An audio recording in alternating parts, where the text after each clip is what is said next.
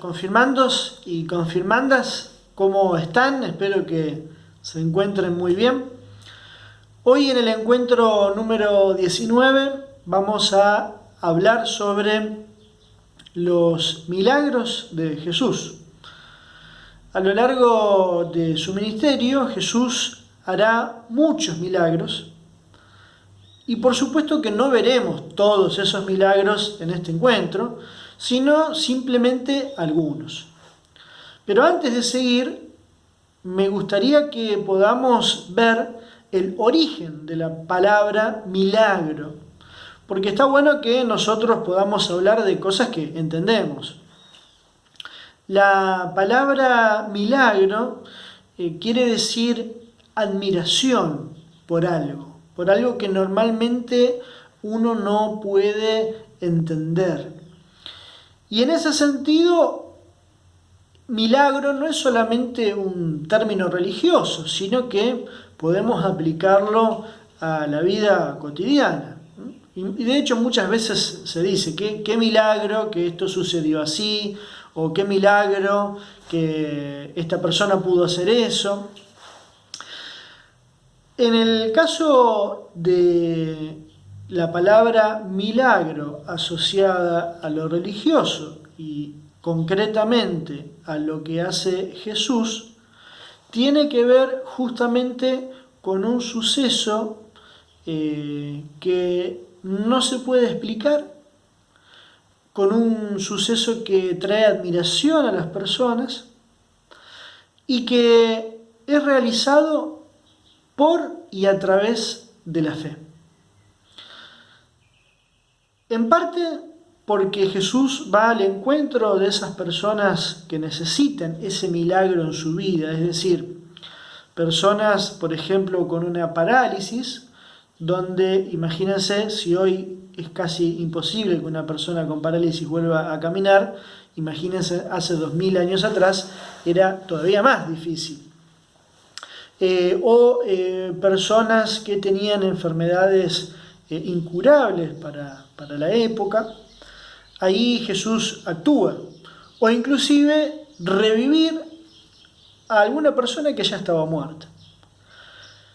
Todo esto Jesús lo hace en primer lugar por un pedido de la gente, pero también por una necesidad de que la gente pueda ver y creer. Jesús sabe que el ser humano necesita ver para creer. Nos cuesta mucho simplemente confiar y nada más. Entonces, Jesús necesita hacer algunos milagros así muy impactantes para que la gente se dé cuenta de que verdaderamente Él es el Hijo de Dios y no es uno más de los tantos charlatanes que habían venido a lo largo de la historia. Porque antes que viniera Jesús habían aparecido otros mesías, supuestos mesías o supuestos salvadores que decían que venían en nombre de Dios y resultaron ser, como se dice hoy, unos chantas. Entonces Jesús utiliza los milagros justamente para dar un mensaje.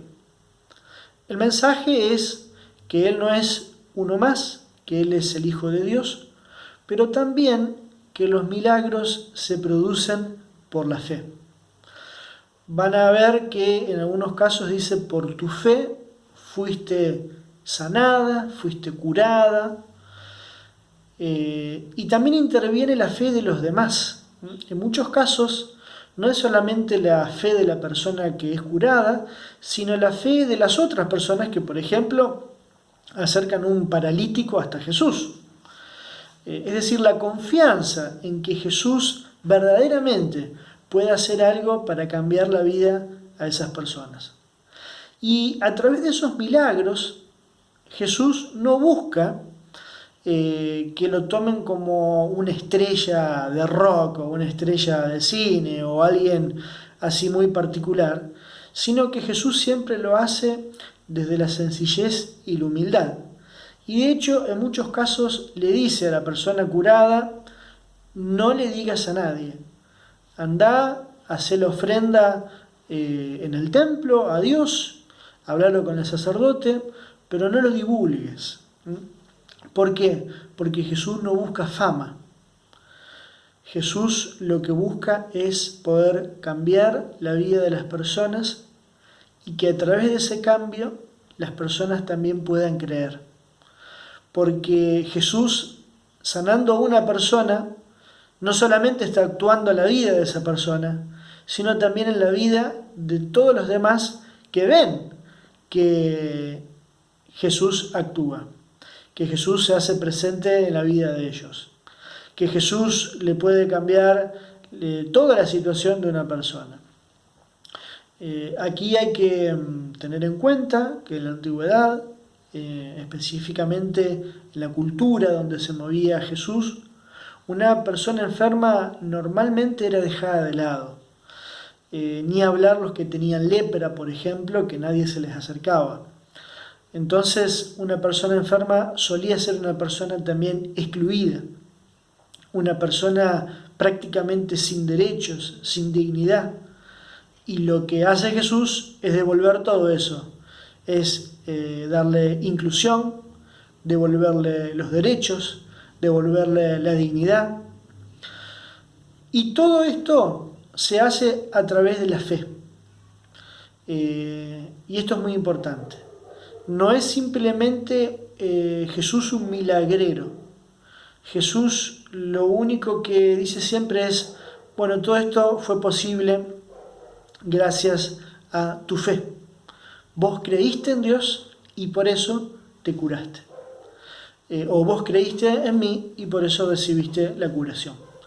Y eso es algo que tenemos que tener presente a la hora de hablar de los milagros de Jesús.